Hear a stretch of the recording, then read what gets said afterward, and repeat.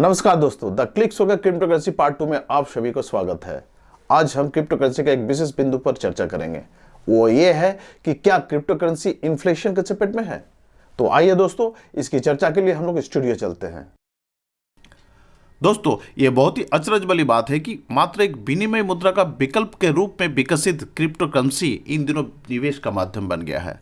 वो भी एक ऐसा निवेश जिसमें बेतहाशा रिटर्न मिलने की संभावना बनती है। लोग मामूली सी रकम इसमें निवेश कर लाखों करोड़ों रिटर्न हासिल कर रहे हैं। यहाँ यह कहा जा रहा है कि क्रिप्टो करेंसी की संख्या लिमिटेड होने के कारण डिमांड और सप्लाई थ्योरी से इसके भाव में उतार चढ़ाव हो रहा है, लेकिन दोस्तों ये पूरी तरह से सही नहीं है। क्रिप्टो करेंसी का इतिहास खंगालने से पता चलता है कि अब तक करीब 10,000 क्रिप्टो करेंसी बाजार में जारी हो चुका है और उनमें से 6,000 के करीब नहीं चलने के कारण बंद भी हो गया है। अर्थात डिमांड से ज़्यादा सप्लाई होने के कारण ही 6,000 क्रिप्टो बंद हो गए होंगे। एक और बात, क्रिप्टो के बारे में कहा जाता है कि किसी एक क्रिप्टो करेंसी की यूनिटों की संख्या कितनी होगी यह पहले से तय कर लॉक कर दिया जाता है। जैसा कि दुनिया की पहली क्रिप्टो करेंसी बिटकॉइन की संख्या मात्र 21 मिलियन है, लेकिन अर्थनीति के हिसाब से टोटल कितने क्रिप्टो कॉइन विश्व बाजार में होना चाहिए यह अभी तक तय नहीं है। फलस्वरूप आए दिन कोई ना कोई कंपनी एक क्रिप्टो करेंसी बाजार में उतार रही है और क्रिप्टो का बाजार अथाह कॉइन से भर जा रहा है। इससे क्रिप्टो के बाजार में मुद्रास्फीति का खतरा पैदा होना लाजिमी है। यहाँ हम वेनेजुएला का एक उदाहरण ले सकते हैं। प्राकृतिक खजानाओं के धनी वेनेजुएला की मुख्य आमदनी खनिज तेल बेचकर ही होता है।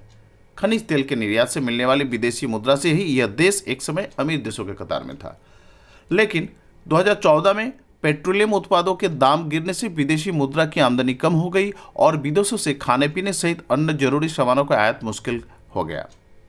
इससे डिमांड और सप्लाई का अंतर इतना बढ़ गया कि महंगाई आसमान छूने लगी।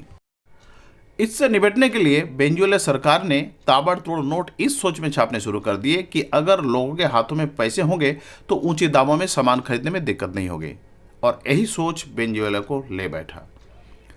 देश के बाजार में करेंसी की संख्या भले ही बढ़ती गई, पर उसके विपरीत जरूरी खाने पीने के सामानों का उत्पादन या आमदनी में कोई सुधार नहीं हुआ। इससे ज्यों-ज्यों करेंसी की संख्या बढ़ती गई त्यों-त्यों सामान का दाम भी बढ़ता गया। इसका बुरा असर यह हुआ कि वर्तमान में वेनेजुएला में 1 किलो अनाज के लिए लाखों बोलीवर करेंसी अदा करना पड़ रहा है। मतलब 4 लोग एक परिवार के लिए अगर 1 हफ्ते का भोजन का सामान खरीदना हो तो बोरे में भरकर इतना नोट ले जाने पड़ रहे हैं कि उसका वजन सामानों को वजन से कई गुना ज़्यादा हो रहा है।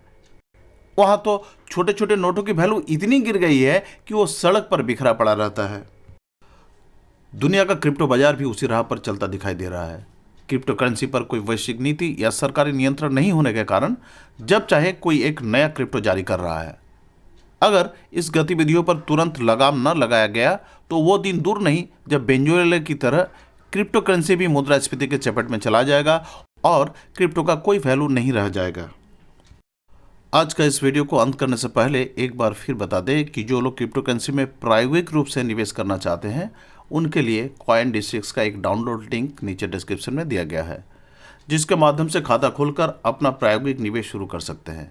इस ऐप की खासियत यह है कि इसमें आप 100 रुपये की एक छोटी सी रकम लगाकर मात्र 10-10 रुपये का भी कॉइन खरीद सकते हैं।